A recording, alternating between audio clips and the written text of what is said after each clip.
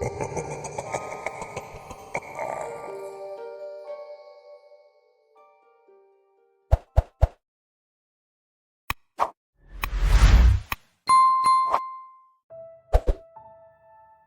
came home a year ago. Alex didn't. He was my best friend, the only one I could share everything with. Now I have no one but you, strangers on the internet. Sometimes it feels like I didn't return from that place either, at least not as myself. A part of me, perhaps my desire to live, stayed behind. I guess you could say I'm depressed. It isn't until now I feel ready to tell anyone about what happened to us. We went through something so unfathomable that it's difficult for me to put it into words, but I'll do my best. Back when it happened, almost 2 years ago, my best friend and I were both studying anthropology in France, and we were both avid cave explorers. During summer break, we had explored the most famous cave systems in France and studied all of the well-known cave paintings and remains from the Neolithic era. We both lived for this, so it was a no-brainer for both of us to spend our summer break doing the same kind of thing as we did at the university. We had followed established guidelines, but the last week before we returned to our university town, we decided to explore Rigordo in search of caves that hadn't been discovered yet.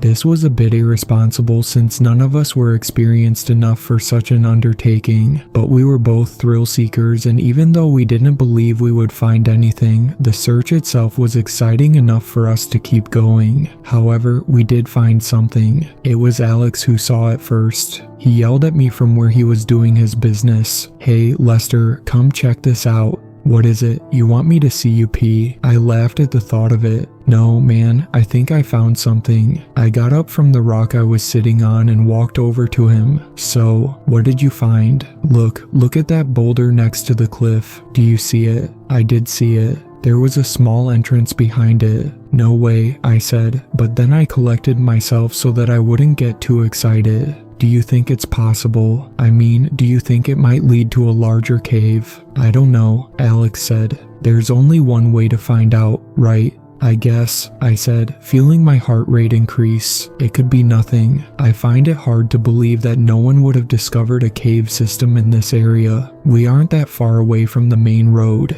"It's so small," Alex said. "It's easy to imagine it could have been missed. Anyway, shut up and help me move this boulder." We had to use all of our strength and some of our equipment to push it aside. We crouched down and looked inside the entrance. I expected it to be nothing more than a small recess, but it was deep. "Hello," Alex yelled into the hole in the cliff, and the echo slowly faded away somewhere far inside the bedrock. We debated what to do next, but the excitement in our voices made it clear we had already decided. The responsible thing to do would have been to report our findings and let professionals map out the cave, but we weren't going to just hand over a finding like this to someone else. Instead, we put on our gear. We crawled our way inside of the cave. Had we been just a tad bit bigger, we would never have fit. That was how small the opening was. I didn't suffer from claustrophobia. If I did, I wouldn't have been a cave explorer, but I didn't enjoy small passages like this. The thought of getting stuck still made me cringe. I had read enough horror stories about cave explorers getting killed that way to do my best to avoid crawl spaces, but in this case, I made an exception. Alex went in first, and I followed close behind him. A few meters in, a cold wind reached us. "Are you feeling this?" Alex said as he pushed his body through the small cave. "That's a cross breeze."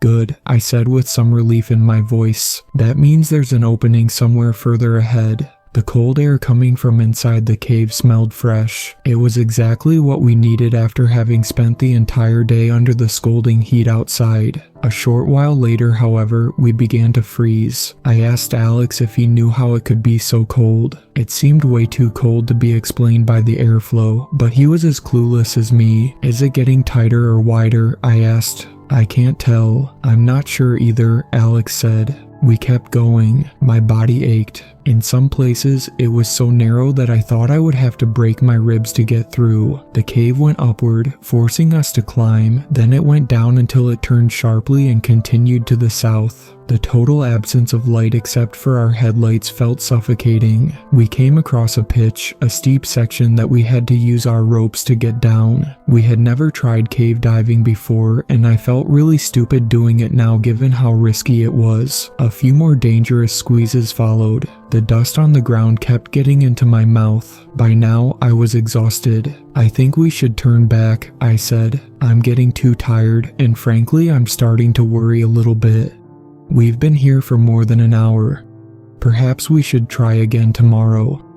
"Don't give up, Lester," Alex said. "It will be extremely difficult to go back the way we came. There's nowhere to turn around. Our best shot is to keep going and try to find the other opening." I could hear fear in his otherwise confident voice, something that scared me just as much as our predicament. Just moments later, Alex spoke again. "There's an opening ahead. It leads to a larger room. Just a few more meters." I had to push Alex to press him through the opening, and as soon as he was out, he pulled me out. The room was big enough for us to stand in. It was only illuminated by our flashlights and headlights. Looking back at the hole we just came out of, it was clear that it was too small for us to enter. Squeezing yourself out of a tiny hole is one thing, crawling inside of it another. Realizing this, my heart almost stopped. If the hole that let the cold air in was too small as well, if there was such a hole at all, we would die in here. I pointed my flashlight at Alex's face. His frosty, agitated breath told me he was just as terrified as I was. Slowly, we tracked the walls with our flashlights. To our relief, there was a second opening big enough for us to enter. Before I had time to cool down, something inside of the opening caught my eye. It was a skeleton, covered in some dark clothes. The lower part of its body was still inside the hole, meaning he or she must have died trying to crawl out of it and gotten stuck.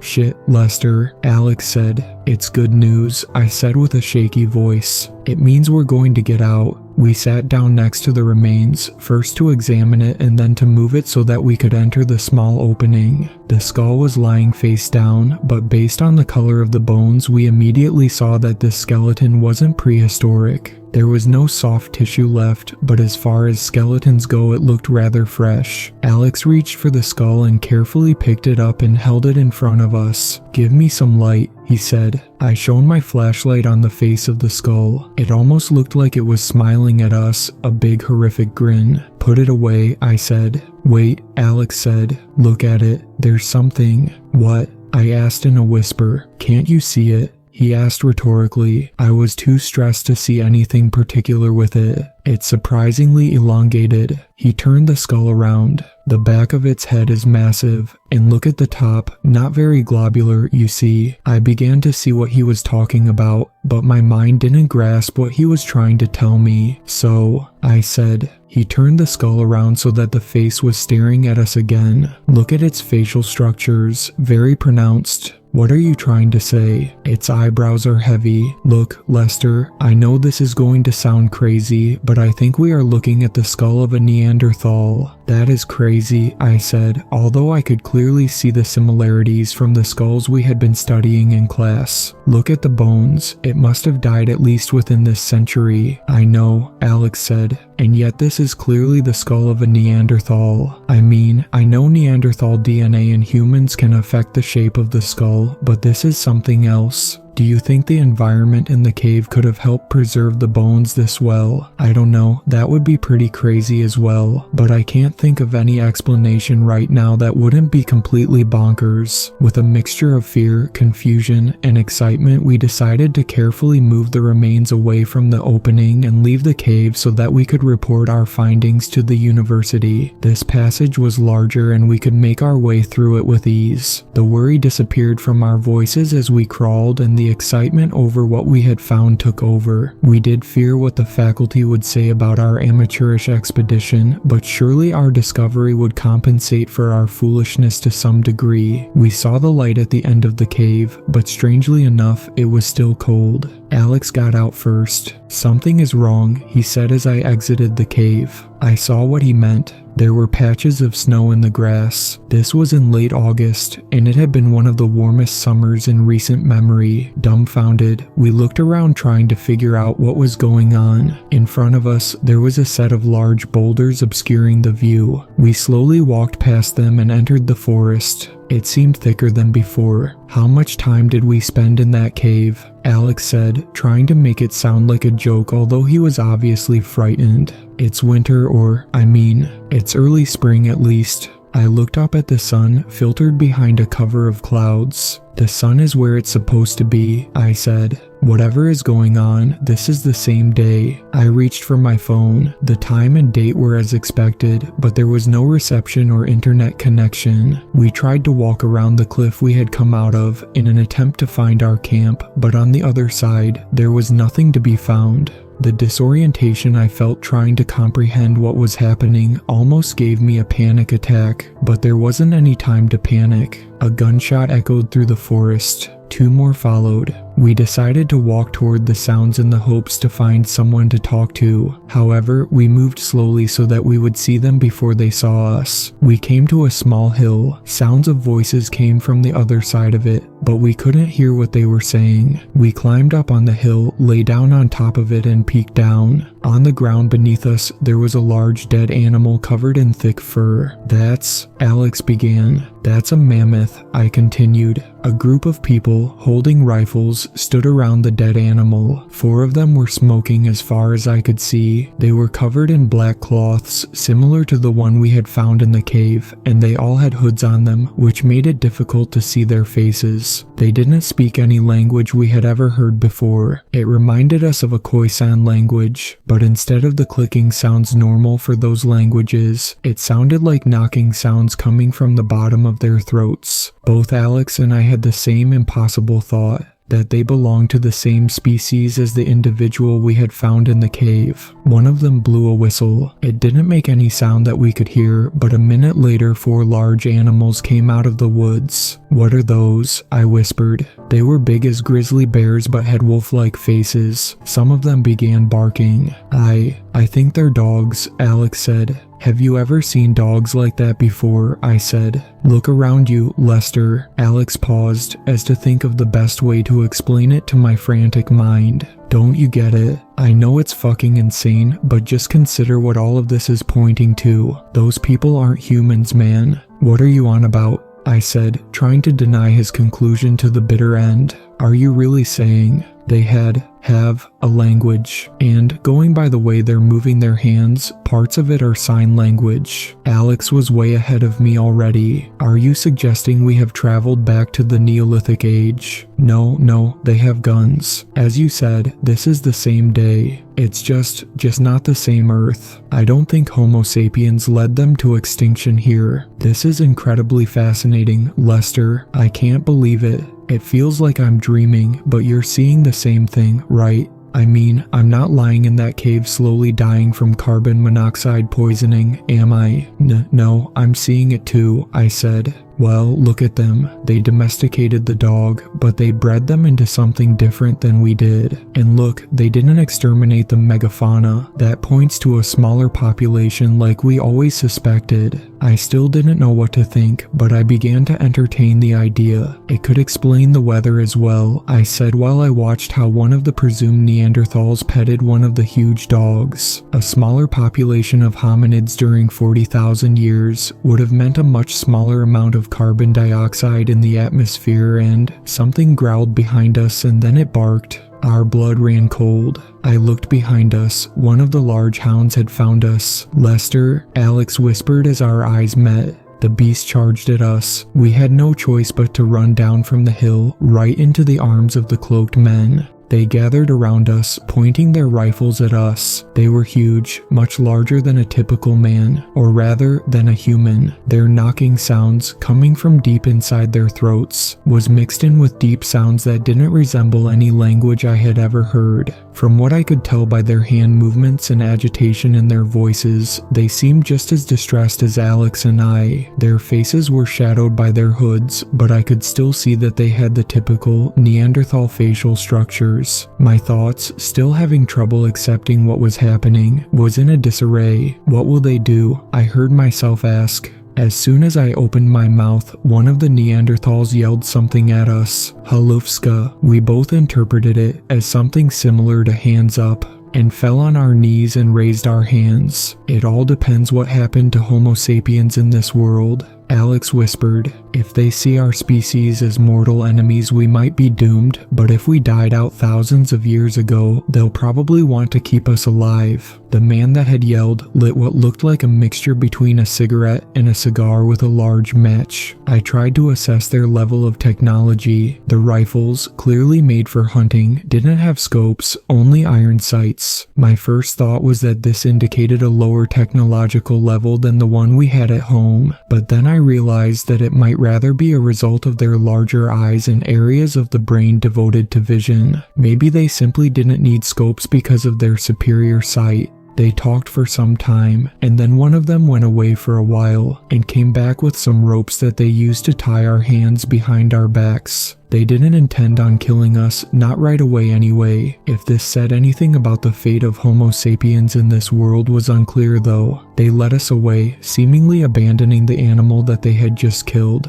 Maybe finding us was more valuable to them. They've invented the combustion engine, Alex exclaimed. He was right. A vehicle stood on a dirt road in front of us. It had 8 wheels, 6 at the back and 2 in the front, and resembled a diesel locomotive more than a truck. It was completely black, just like their clothes. They opened the back doors and pushed us inside the storage space. There was a smell of dead animals and gasoline. We were placed next to each other on a bench attached to the wall, and 2 of the Neanderthals sat down in front of us, looking at us constantly. The only light came from 2 small windows on the back door. The truck began to move. I wonder what they'll think about our cell phones, Alex said. The Neanderthals each lit one of those big cigarettes, and the glow from them lit up their strong faces. One of them had green eyes. They're smoking a lot, Alex whispered. Research shows that Neanderthal DNA may account for nicotine addiction. Yes, I said. And depression. You think they're depressed? Alex smiled, but the fear in his eyes didn't go away. We couldn't see anything outside, except that the sun was setting, but we felt the bumps in the road as the truck drove forward at a pretty high speed. After some time, the road became smooth.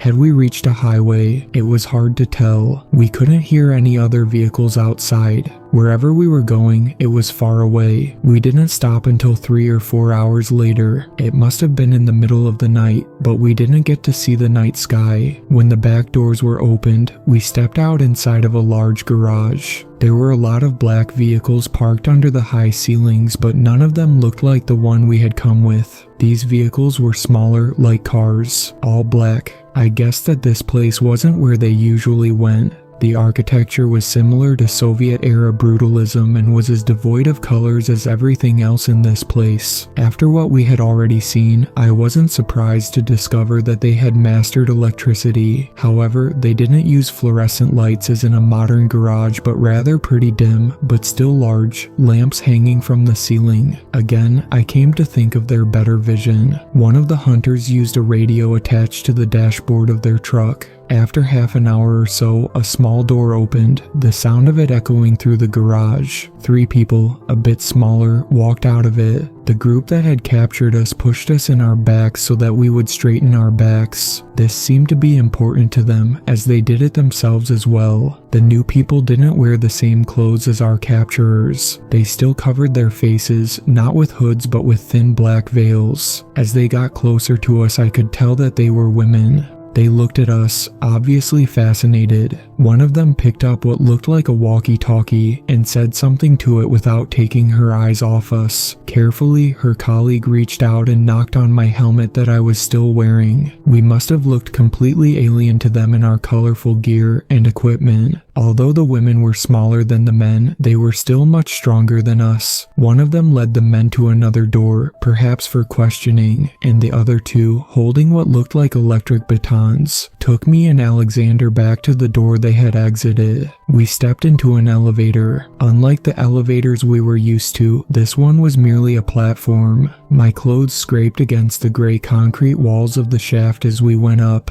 Looking up, I could tell the building was tall. One of the women controlled the elevator with a lever rather than just pressing a button. It was all clunky and cumbersome, but remarkably effective. They took us to a small room, similar to an interrogation room, and had us sit down on 2 large chairs. A commotion took place outside of the room. People were running back and forth, talking to each other and into their radios. This scenario was nothing they had planned for. Different women entered the room from time to time. Some of them tried to talk to us, some just wanted to take a look. We sat in this room for hours. After that, 2 male guards took us to yet another room. It looked like a locker room that had been cleared out for our sake. They seized our belongings. Alex took his helmet off and gave it to the woman who had knocked on it, and then he carefully turned on the headlight to show her how it worked. They didn't seem too surprised by it. Most likely they had similar devices. The colorful plastic interested them much more, which I took as a sign that their technological level was maybe 100 or 50 years behind ours. Plastic, Alex said without being understood. They stripped off our clothes and pointed at a couple of showers in the middle of the room. We placed ourselves there and one of the guards turned on the water. It was too cold, but overall they didn't seem to want to cause us any pain. After the shower, we were given a pair of yellow overalls to wear. In the next room, this one looked like a classroom. We were brought to the desk at the front.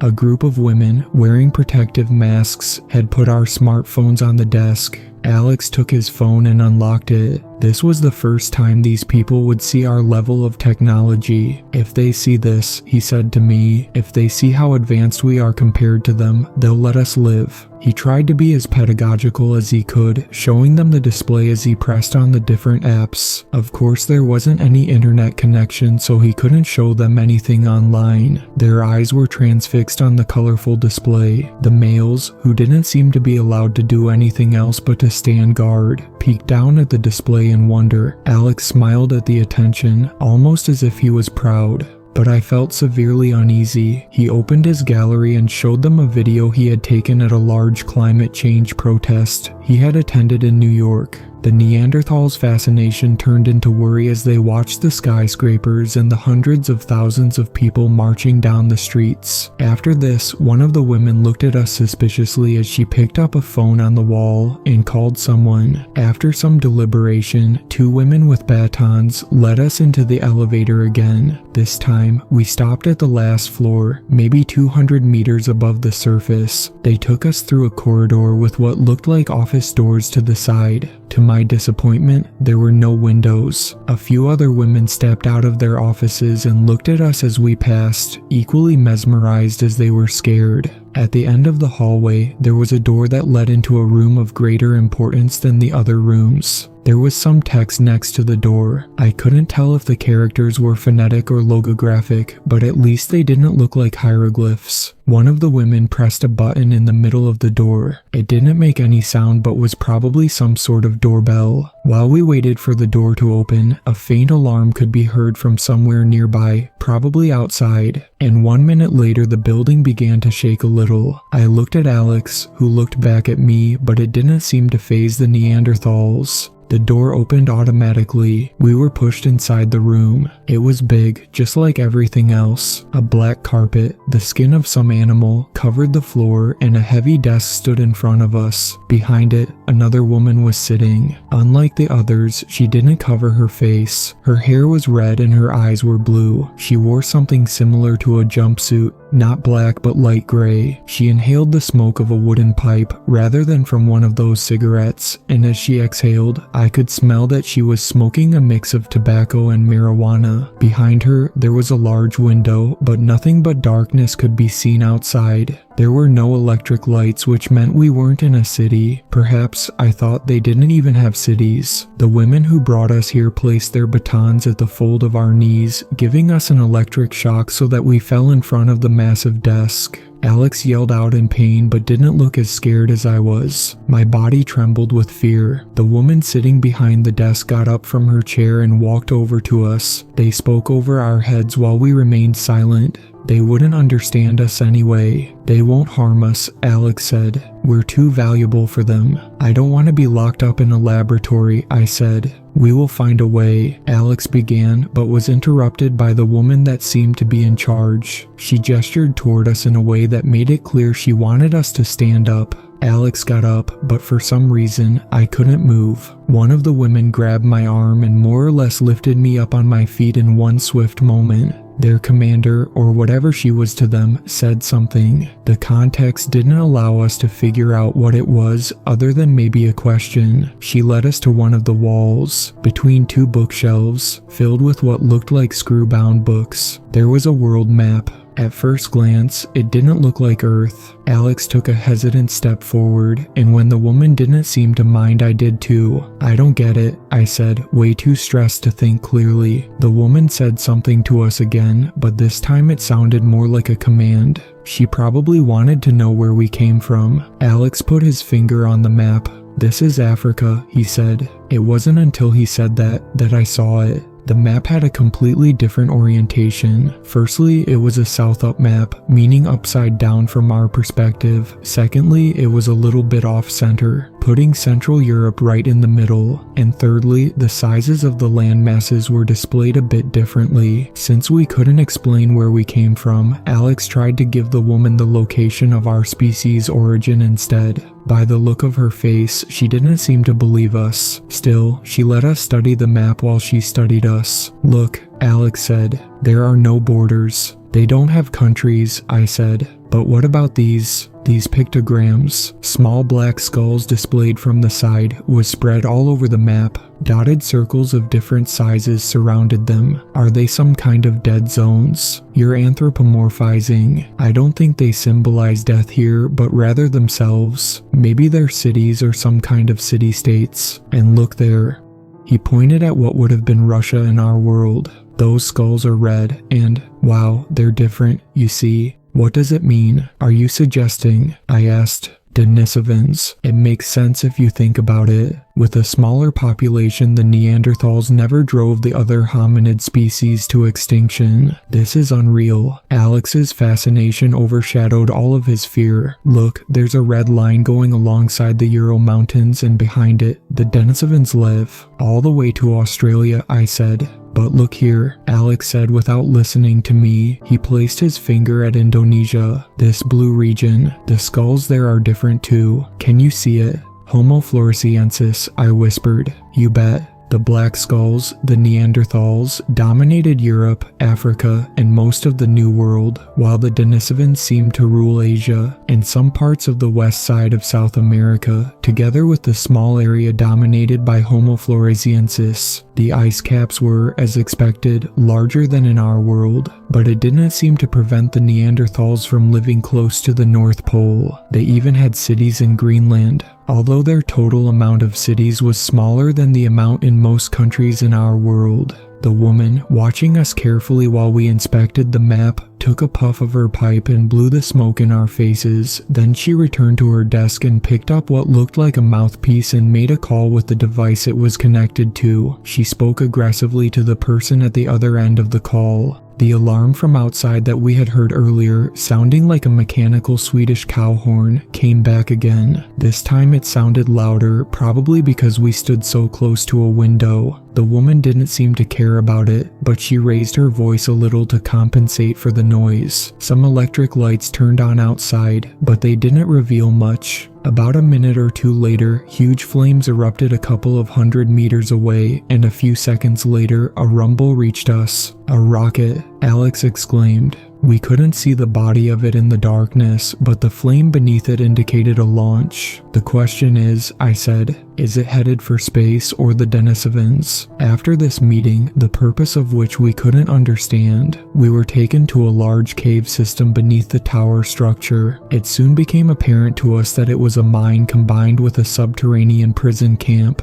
The conditions were, to say the least, hellish. There were hundreds of cells carved out in the bedrock, covered with prison bars, some of them filled with 4 to 5 people. They were all wearing yellow overalls, just like us, which made my heart sink to my stomach. Denisovans, Alex whispered. He was right. Most of the prisoners weren't Neanderthals. They looked at us with what looked like confusion in their eyes as we walked past the cells. It was dark, the only light coming from small lamps hanging from lines in the ceiling, and it smelled of burnt rubber, tobacco, and excrements. Prisoners walked in columns while cloaked Neanderthal men whipped them from behind, ordering them to move forward. They were all carrying shovels, pickaxes, hammers, chisels, and pans. "Do you think they're done with us now?" I said. "Do you think this is where we'll end up?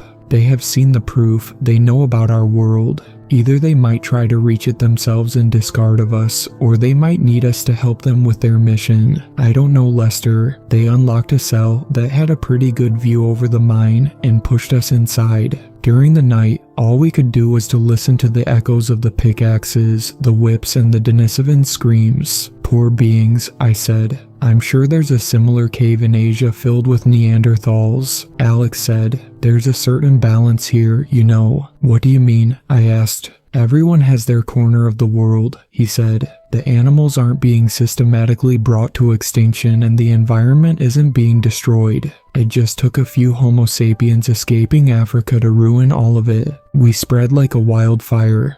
"What happened to us here? I mean, to our species?" "I don't know," Alex said. "Perhaps we never evolved." We talked about this the entire night until a prison guard came by with some water and food. The food resembled porridge and had no meat in it, aside from a few larvae. It was utterly disgusting. We lived like this for about 3 weeks, unable to leave the cell. We had to do our business in a bucket that was emptied once a week. It was as humiliating as it was repulsive. I feared we would die from dysentery. Finally, one of the women from the tower, accompanied by a group of armed prison guards, came down to us. She looked at us with dismay in her eyes, although it was difficult to know exactly what emotions the Neanderthals were showing with their expressions. They led us outside. The daylight hurt our eyes, even though it was filtered through a thick mist. We stepped out on a large square beneath the tower. I looked up and saw the structure, completely black, disappear into the fog above. A group of Neanderthal men, maybe 50, stood in formation in the middle of the square, while a woman stood in front of them, talking and gesturing. These Neanderthals dressed differently from the ones we had seen so far. They had black metal helmets and were armed with rifles with somewhat shorter barrels. Soldiers, I thought.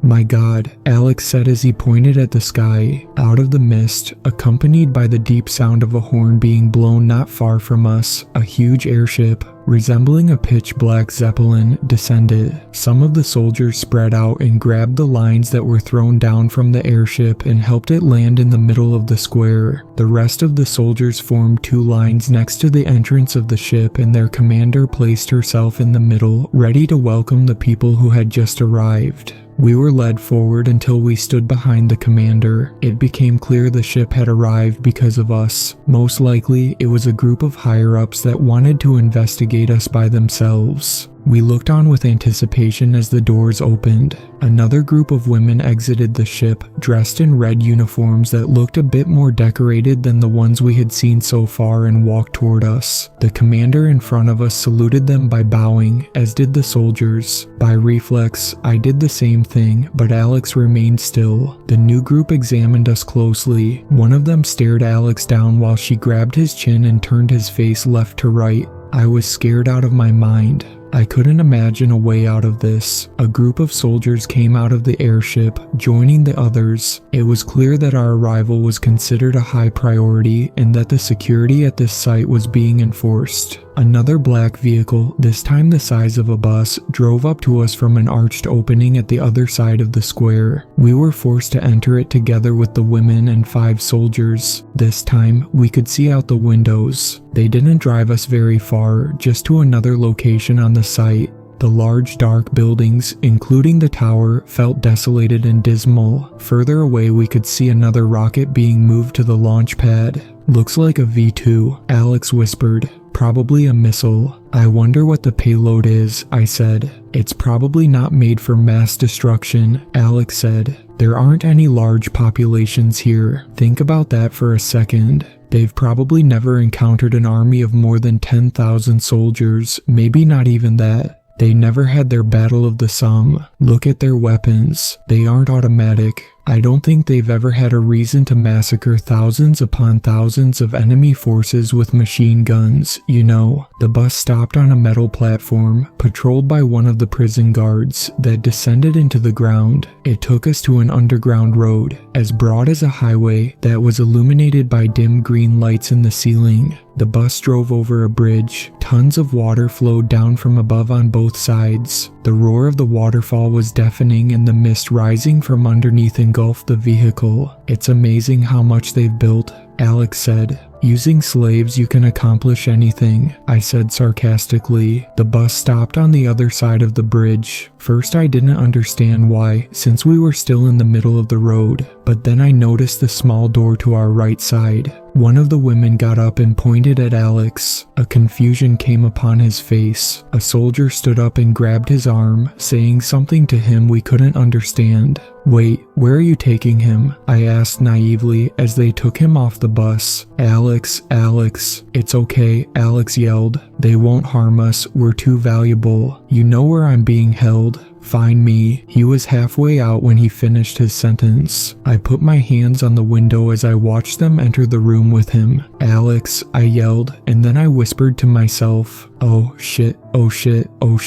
I did my best to memorize everything I saw and in what order I saw it so that I could find my way back to that door. Further down the road, a group of Denisovan slaves had to step aside to let the bus pass. Their faces were covered with soot and sweat. 10 minutes later, the bus entered a smaller road, blocked by a road boom barrier that opened after one of the soldiers stepped outside and pulled a lever. The road ahead was a downward spiral that led to what looked like the garage from earlier, except this one was guarded by soldiers. Why had I been taken to such a secure location when Alex was taken to a small anonymous room? I couldn't figure it out, but my gut told me it wasn't a good sign. After going down a few floors with an elevator, I was brought to what looked like a scientific facility. The walls were white here rather than the typical gray, and a lot of the personnel wore red protective masks. They placed me in a small chamber, dressed me down completely, and washed my malnourished body with a large hose. The cold water made my body shudder and numb. When they were done, they sat me down on top of an examining table in another room. My teeth chattered against each other. I felt hopeless and began to cry. The last time I cried was when my girlfriend broke up with me in 7th grade. The Neanderthals took a step back when they saw me bawl my eyes out.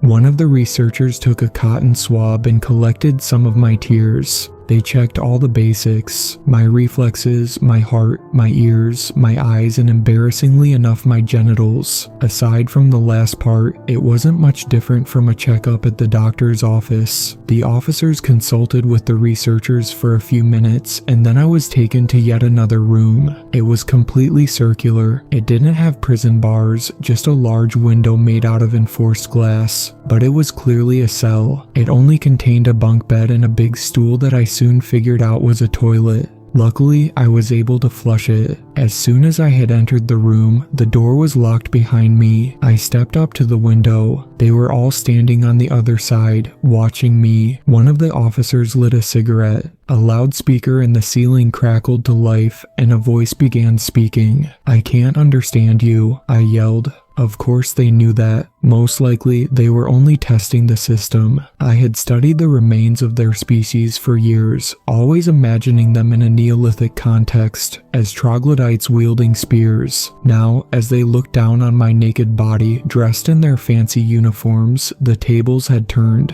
Here I was the prehistoric caveman reappearing from a long-forgotten past.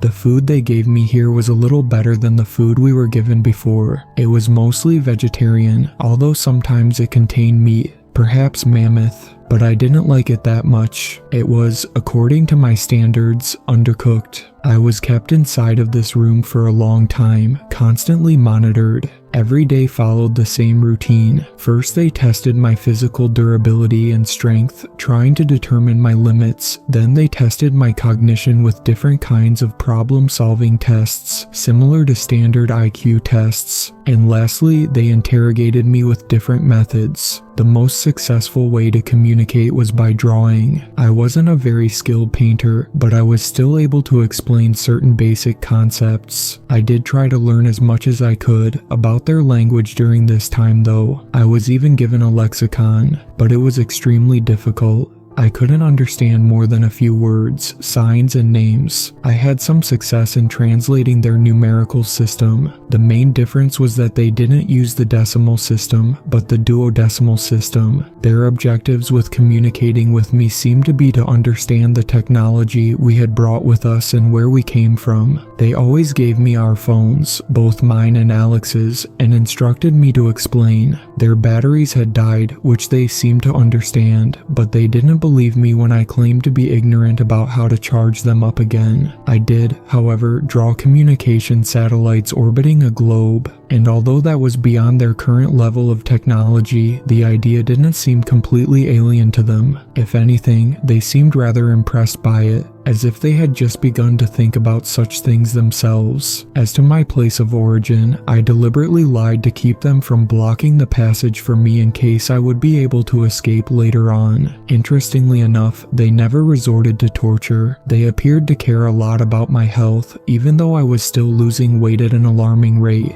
One day, during one of the interrogations, they showed me black and white photographs of fossils. On one of them, there was a skull. It had belonged to an anatomically modern Homo sapiens. The interrogator put a world map on the table and pointed to an area in East Africa. I nodded and inspected the region more closely than I had done before. To my surprise, I noticed a pair of large lakes, but still tiny on the map, in the vicinity of what would have been Tanzania in my world. First, I didn't think much of it, but after I returned to my room later, I thought about them a great deal. They didn't belong there. I couldn't be entirely sure because I didn't have a perfect picture of the world map in my head, but I became more or less convinced that those lakes weren't a part of my world. Perhaps, I thought, they were the point of divergence. Maybe they were craters. Something must have hit us in this world before we had time to leave Africa, I thought. But after the ancestors of the Neanderthals did, I opened my eyes and said out loud, "My God, we went extinct." After a month or two, I hadn't learned how their calendar worked, so I'm not sure what unit of time they would have used. The doors opened in the middle of the night. I could see the silhouettes of the researchers and officers on the other side of the window. A red light lit them from behind and the shadow of cigarette smoke rose to the ceiling. A small, dark figure entered the room. A loud voice came from the speakers. It wasn't speaking to me, but to the figure that had just come inside my room. My heartbeat went into overdrive and I thought it was going to burst out of my chest. I hid under my covers. As the figure stepped into the red light coming from the window, I saw that it was a girl. Given how much smaller she was compared to the other women, and how youthful she looked, it became clear to me that she was a teenager, not older than 16 years old. It didn't take long for me to understand what was going on. Their reproductive ethics were nothing like my own. I quickly got up from the bed, covering my naked body with the covers, and walked over to the window. "You can't do this," I yelled, banging on the glass with both of my hands. "Get her out of here, please." It was hopeless. I tried to open the door, but it was locked as usual. The girl hid away in a corner when she saw me, and I hid away at the other end of the room. The speaker kept talking, and after a few minutes, the Neanderthal girl tried to approach me. She slowly walked toward me, but as soon as she came too close, I quickly ran to the other side of the room. Was she forced somehow? Perhaps they threatened her family, or had she volunteered out of honor? It didn't matter. I was being forced.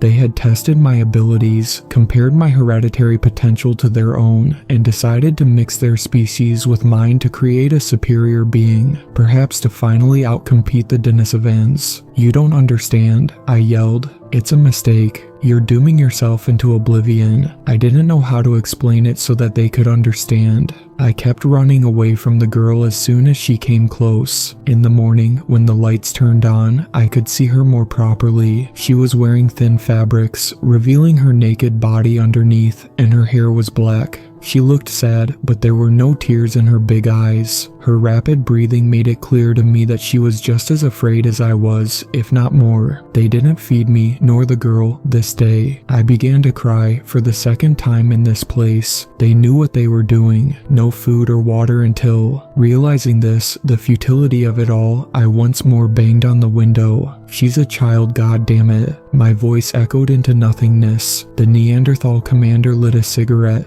According to these people, I had to assume it didn't matter how young the girl was as long as she was fertile. I refused for 3 days. Both the girl and I was dying of thirst. Most likely they wouldn't let me die, but I was pretty sure they would sacrifice her. In the end, I couldn't let that happen. During the 3 days, I tried to communicate with the girl. Of course, we didn't understand each other, but we did learn each other's names. Her name was Dura. I cried for the 3rd time during the act. I shut my eyes and tried to imagine something, someone else, but of course there wasn't any pleasure. All I felt was anger toward my captors that silently watched us. On the 4th day, they came inside and got the girl. I tried to tell her I was sorry, and although she didn't understand my words, I think she understood. The next day, I was given a pretty substantial meal. This time they even added fruits. They looked alien to me, but I wasn't surprised by that. Most fruits I was used to had been domesticated, cultivated for millennia by humans. It was natural for another hominid species to do it differently than us. There was a bitter taste to most of the fruits, but it was still an improvement to what I had been given so far. Several months passed. I did my best to forget about Dura, constantly trying to convince myself that I didn't have a choice. The endless examinations and interrogations continued.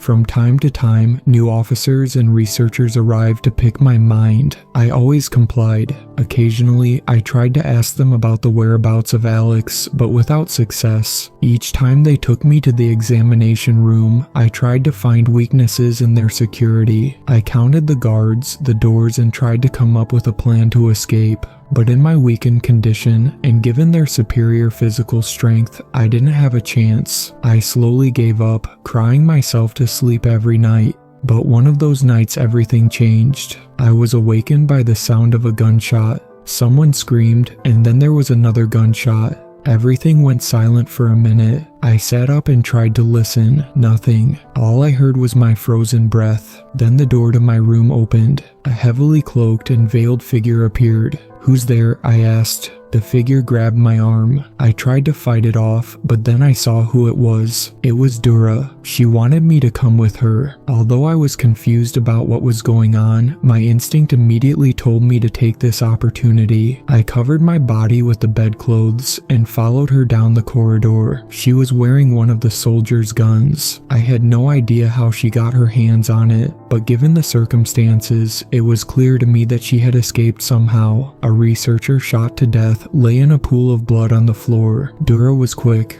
Although I could only see her eyes under her hood, I could tell she was determined and that her life depended on her success in this attempt. As to why she had chosen to save me, if that was what she was doing, I had no idea. She had stolen some kind of card and opened door after door. She stopped and signaled me to do the same. Around the corner, I could hear radio chatter. Dura shut her eyes for a few seconds, then she loaded the rifle in a swift motion and stepped around the corner and pulled the trigger. A shit. I whispered to myself as I followed Dura around the corner. The guard was shot in the head, right between the eyes, and blocked the door to the elevator that had brought me to this place. She picked up the rifle, checked if it was loaded, and gave it to me without hesitation. It was heavy, but that might just have been because of my weakened condition. As soon as Dura pulled the lever to the elevator, an alarm sounded, and red light filled the corridor. Her escape must have been reported now. Just before the platform descended, a group of guards came running toward us. Luckily, this elevator had a roof which made it impossible for them to shoot down at us from above. Dura reloaded her rifle again, and when we approached the bottom floor, the garage, she sat down and pointed the rifle in front of her. She gestured toward me, seemingly telling me to sit down behind her. I was too afraid, or too frantic, to use the rifle in my hand. I just covered behind her. The alarm echoed through the garage. 4 guards waited for us a few meters away. Dura immediately shot one of them and ran to the right. I followed. The other 3 guards yelled and began chasing us. They both fired upon us, but missed, or perhaps more likely chose not to hit me because they wanted me alive. I turned around and fired my rifle, holding it to my belly, hitting one of the guards in the leg. It was pure luck. I hadn't aimed at all. Dura stopped next to one of the cars, shot the door handle with her rifle and entered it. I sat down next to her. I could see more guards exit the elevator. However, as Dura drove off, ramming the road barrier, the guards didn't try to come after us. I hyperventilated as Dura sped up to almost 100 miles per hour. The engine rumbled and roared like an angry beast. Dura steered to the side, and half a second later, a group of Denisovan slaves swished past us. They were walking in the middle of the road. Next, I saw the door to the room where they had taken Alex. I yelled for Dura to stop, pointing at the side of the tunnel. She looked at me confused. We didn't have any time to stop.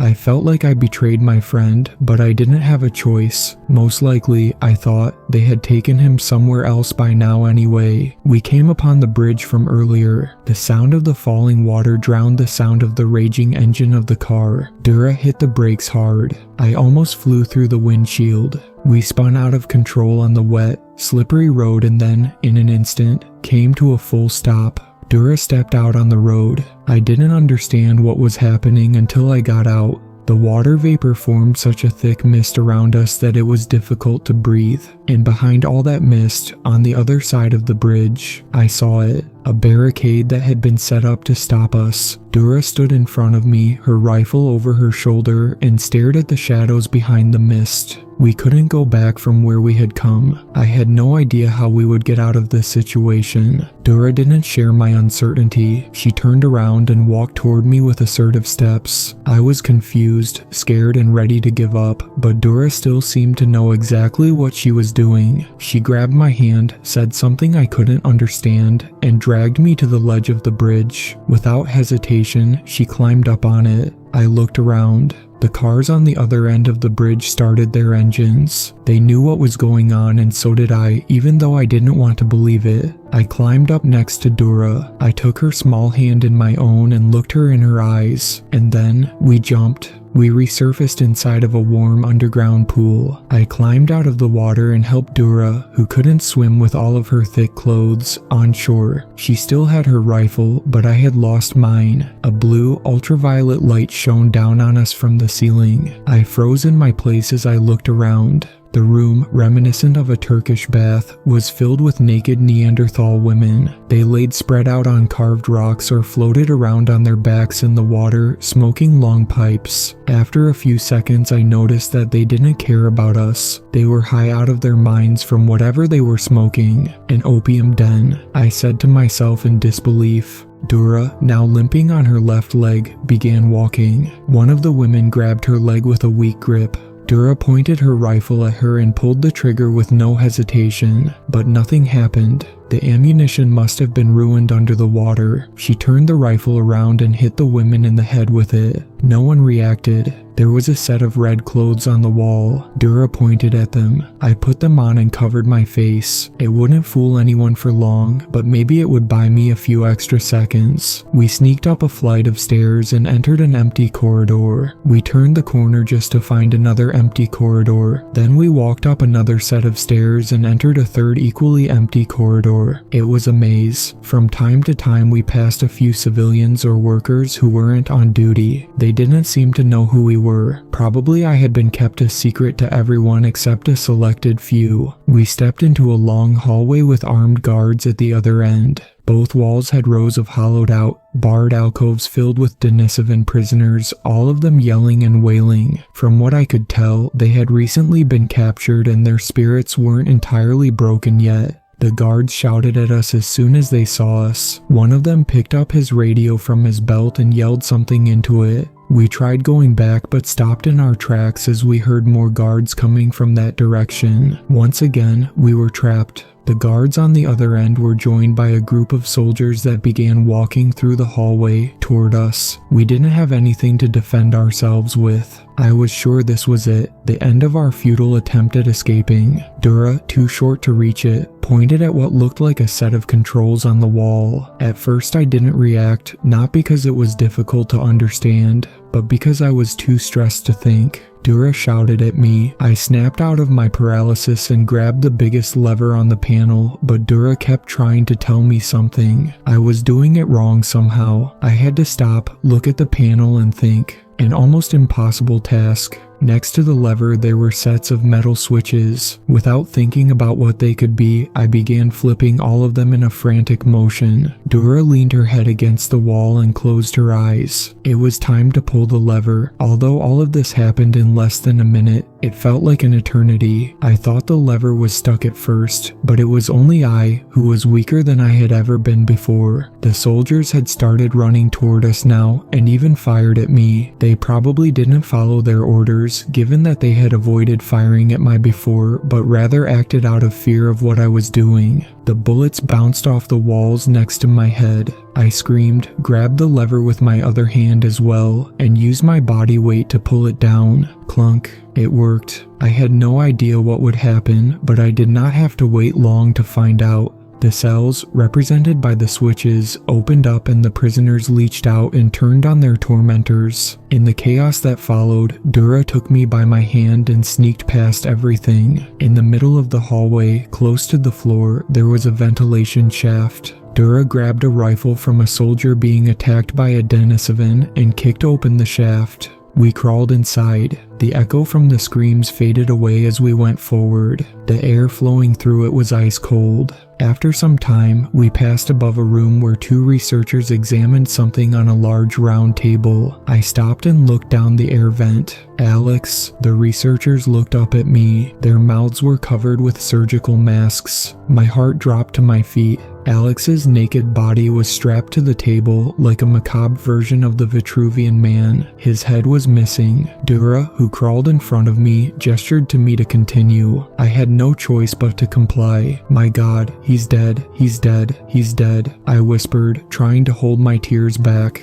Maybe he had died by mistake, or maybe they had chosen to examine his body while they focused on my mind. A numbness came over me. It suppressed my panic. My best friend was dead. I heard his words like an echo inside my head as I kept going. There's a certain balance here, you know. We crawled, climbed, and jumped down to different floors. My hands turned freezing cold from the metallic surface, then red, then numb, hard, and pale. If I didn't get out of here soon, I would get frostbite. When we finally did get out, we found ourselves inside of the mine. The slaves didn't do anything to stop us. In fact, they acted as if they were afraid of us. I felt for them while we ran past them, trying to find our way up to the surface. Their misery knew no limits. Their only crime was belonging to the wrong species, which apparently lay outside of the Neanderthals' circle of empathy. I wondered what life was like in the heart of the Denisovan civilization. The Neanderthal slave drivers, snapping with their long black whips, luckily didn't seem to have been informed about us. We walked on a narrow path. On our right, the miners were hacking away at the bedrock with their heavy pickaxes, and on our left, a deep cliff revealed a dark canyon that must have been carved out by miners for over a century or more. Slowly, our skin got covered in black grime. One breath felt like smoking an entire pack of cigarettes. On the other end of the chasm, armed soldiers, talking into their radios, shone light from flashlights in the face of everyone to see if it was us. Dura kept going without any sign of giving up, but I couldn't tell if she knew where she was going. All I could tell was that we kept walking upward.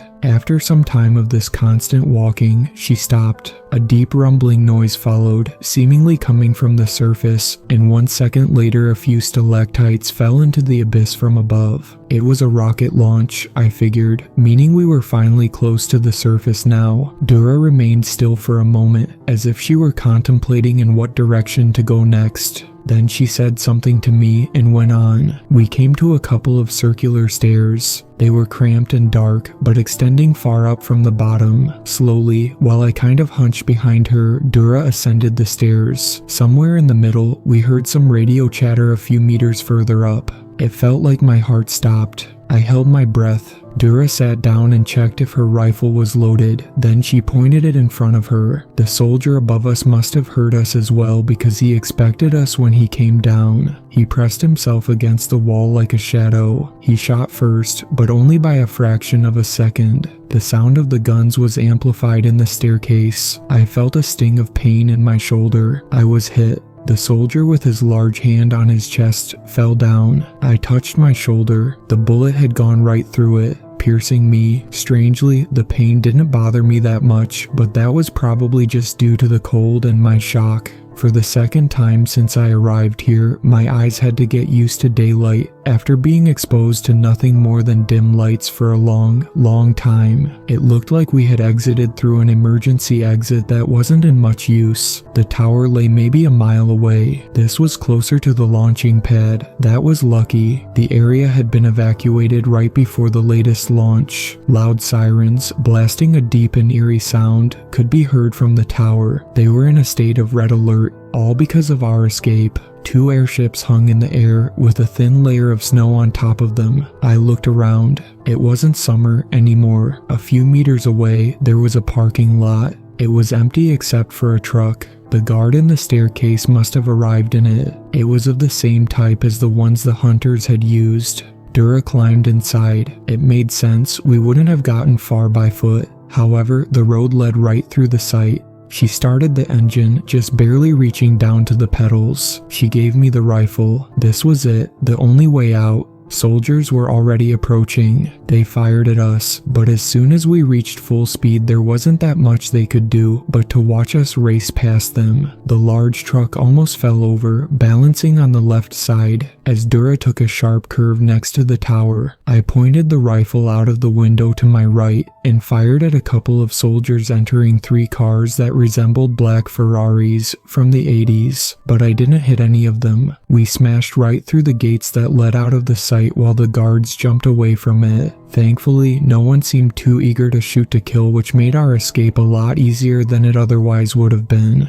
The 3 cars followed us silently. This was the same road the hunters had taken us to after they had captured Alex and I. I kept my eyes open for the hill we had climbed. Would I be able to get back? I had lost a lot of weight since I got here and would probably fit inside the opening by now, and Dura was definitely small enough. I wasn't about to leave her in this hostile place, not after she helped me escape. A woolly rhino, amazing to see even in my present condition, stood on the road in front of us. Dura ignored it and kept driving right at it at full speed. She looked at it with determination in her eyes. I was getting nervous. "What are you doing?" I said. "Turn left." I began to point with my hand to try and make her understand. She didn't listen. I even tried to turn the steering wheel, but she pushed me away with a forceful growl. And then, only a second or less away from hitting the rhino, she sharply steered to the left. I fell to the side. Dura had known exactly what she was doing. Behind us, there was a loud crash. I peeked out the window. Our pursuers hadn't seen the rhino and smashed right into it.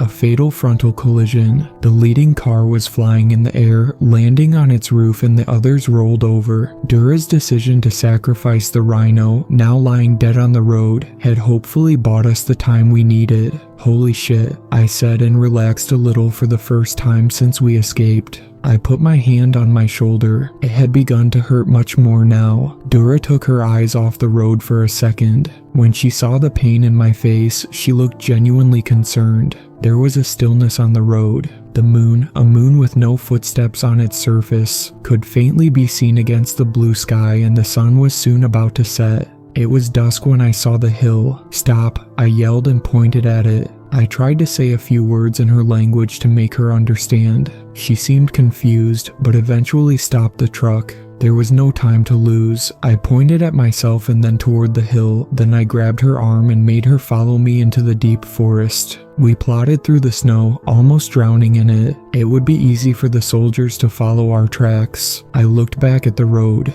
2 black spots could be seen in the sky, slowly growing larger. The airships, they were coming for us. I had to find the cave fast, but after all this time, it was difficult to remember exactly where it was. Soon it would be completely dark. We climbed the hill and went down on the other side. This was close. 15 minutes later, I found it. There was no snow near it, as if it had been melted away due to the hotter air coming out of it. Dura, understandably confused, looked at the small entrance. My arm ached and my entire body was shivering. If I didn't get back to my world soon, I would die of hypothermia. To fit in the opening, and especially the second opening inside, we had to take off as much of our clothes as possible. I tried to communicate this to Dura, but I'm not sure how successful I was. I began taking off her heavy cloaks and capes that she had used to blend in with the guards. While I pointed at the entrance, she just stood there, looking at me with the saddest expression I've ever seen. Her cheeks were red from the cold and her large nose runny. Her clouded breath was rapid, revealing her fear. When one of the last garments fell off her body, her eyes fell on her belly, and as I looked down at it, I saw why. She was heavily pregnant, carrying our child. There was no way for her to enter the second entrance in that condition. No, no, no, no, I whispered as I began to cry. A million thoughts went through my head. I knew the airships were getting closer for every second. They hadn't seen us yet. It was imperative that they didn't find, or at least took special notice, of the cave. I put Dura's clothes back on her. There was no escape for her. She was going to get caught, and I was too scared, too weak. This moment is the one I'm the most ashamed of. She had gone through all of this, trying to save the father of her child and herself, even though, and maybe because, she was pregnant. And I didn't have the guts to stay at her side in this defining moment. I pointed to the right, tears running down my cheeks, and told her to go in that direction, and then I pointed at myself in the cave. After that, I tried to make her understand that she couldn't tell the soldiers about it. I did this by using a few words in her language that I had learned and by pointing at the cave, then making the hush sign with my finger. There was no way for me to know if they understood what I meant. I could only hope. Perhaps she thought she would meet up with me on the other side of the cliff. I don't know, but after I yelled at her, she did as I said and walked away. Luckily, the lack of snow outside the cave meant we didn't leave any prints for the soldiers to discover. The only thing I heard as I crawled through the small passage was the echoes of my weeping. I've returned to the cave once a month, and there haven't been any signs of anyone coming out of it. I've put a large boulder in front of the entrance that can't easily be moved from the inside, and I've leaned some heavy sticks against it to see if someone moves it. So far, it seems like Dura kept the cave a secret. Oh, Dura, by now, if she survived, my child is 1 year old. Not a day has gone by without me thinking about them. I regret my decision to return to my world without her, but during this year, I've been keeping myself busy. On the table behind me right now, there are a few things that were very difficult to get a hold on. A bunch of automatic rifles and semi-automatic pistols, tons of ammo for them, grenades, a rocket launcher, and a lot more. I'm going back. This time I'll be ready. I'm going to show them the true nature of Homo sapiens. They won't know what hit them. I'll give them hell. Thank you to my super fans, Sweet Black Swan, Tacy, and Brooklyn. I really appreciate you supporting my channel, and I look forward to making more content for everyone.